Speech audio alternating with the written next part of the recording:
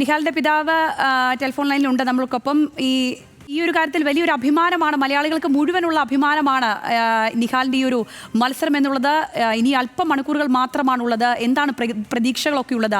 നിഹാലിന്റെ തയ്യാറെടുപ്പുകളൊക്കെ എത്തരത്തിലായിരുന്നു? വലിയ ആത്മവിശ്വാസം തന്നെയാണോ ഈ അവസാന സമയമുള്ളത്? അതെ അതെ, ആത്മവിശ്വാസത്തോട് കൊടുത്തിട്ടാണ് പോകുന്നത്, അല്ലെങ്കിൽ പിന്നെ കളിക്കാൻ പറ്റില്ലല്ലോ. അപ്പോ ഇന്ന് മാഗ്നസ് കാൾസനുമായിട്ടാണ് കളി വരുന്നത്. അപ്പോ 4 മത്സരങ്ങളാണ് ഉണ്ടാവുക. അങ്ങനെ ഇപ്പൊ ഇതൊരു തുടങ്ങിയത് ഒരു 256ഓളം കളിക്കാർ തുടങ്ങിയതാണ്. ലാസ്റ്റ് ചാൻസ് ക്വാളിഫയർ ജയിച്ചിട്ടാണ് ഈ 16 പേരുള്ള മെയിൻ ഇവന്റിലേക്ക് ക്വാളിഫൈ ചെയ്തത്. അപ്പം അതിൽ ഇപ്പൊ 2 മത്സരങ്ങൾ ജയിച്ചിട്ടാണ് ഇപ്പൊ ലാസ്റ്റ് 8-ലെത്തിയിരിക്കുന്നത്. പിന്നെയുള്ള എല്ലാ മത്സരങ്ങളും കടുപ്പമേറിയതാണ്. അപ്പൊ ഏറ്റവും കടുപ്പമേറിയത് സ്വാഭാവികമായി ഇപ്പൊ ലോക നമ്പർ 1 ആയിട്ടുള്ള മാഗ്നസ് കാൾസനെതിരെ തന്നെയുള്ളതായിരിക്കും. എന്നാലും കഴിവിന്റെ പരമാവധി പരിശ്രമിച്ച് മികച്ച പെർഫോമൻസ് പുറത്തെടുക്കുക എന്നുള്ളത് തന്നെയാണ് ഉദ്ദേശിക്കുന്നത്. കുടുംബത്തിന്റെ ഒരു പ്രതീക്ഷകളൊക്കെ ഈ അവസാന സമയത്ത് എത്തരത്തിലാണ്? വലിയ ആത്മവിശ്വാസത്തിലും സന്തോഷത്തിലും ഒക്കെയാണോ കുടുംബാംഗങ്ങൾ എല്ലാവരും ഉള്ളത്? അതെ അതെ. ഈ അവസാനപ്പെട്ട തയ്യാറെടുപ്പുകളൊക്കെ ഏത് രീതിയിലായിരുന്നു? അത് വലിയ നിർണായകമാകുമല്ലോ ഇനി അങ്ങോട്ടുള്ള നാളുകളിലും. ഈ ഒരു മത്സരം എന്ന് പറയുന്നത് ജീവിതത്തിലെ ഒരു വലിയ നിർണായകമാകുന്ന ഒരു മൊമെന്റ് കൂടി ആയിരിക്കുമല്ലോ. അതിനെപ്പറ്റിയൊക്കെ നിങ്ങളുടെ ഒരു കാഴ്ചപ്പാടൊക്കെ എങ്ങനെയാണ് ഈ സമയത്ത്?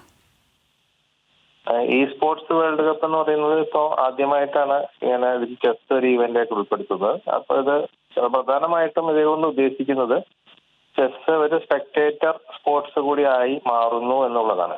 സാധാരണഗതിയിൽ ഇതിങ്ങനെ സമയ കൂടുതൽ കാരണവും ആളുകൾക്ക് മനസ്സിലാക്കാനുള്ള ബുദ്ധിമുട്ട് കാരണമൊക്കെ ഇതിന് ഒരു കാണികൾ അതിനെക്കുറിച്ച് നന്നായി അറിയുന്ന കുറച്ച് ഒരു ചെറിയ ഗ്രൂപ്പ് ആൾക്കാർ മാത്രമാണ് ഇത് കണ്ടറിഞ്ഞ് ആസ്വദിക്കുന്നത്. പക്ഷെ ഇതിന് ഈ കളിയിൽ എന്താണ് വ്യത്യാസം എന്ന് വെച്ചാൽ 10 മിനിറ്റ് മാത്രമേ കളി ഒരു സൈഡിനുള്ളൂ. അപ്പൊ 10 മിനിറ്റ് കഴിഞ്ഞാലും ഈ എത്ര നല്ല പൊസിഷൻ ഉണ്ടെങ്കിലും കളിക്കാരൻ തോക്കുകയാണ്. അപ്പൊ അതുകൊണ്ട് അതിന്റെ ഉള്ളിൽ ഇത് കംപ്ലീറ്റ് ചെയ്യണം എന്നുള്ളതുകൊണ്ട് തന്നെ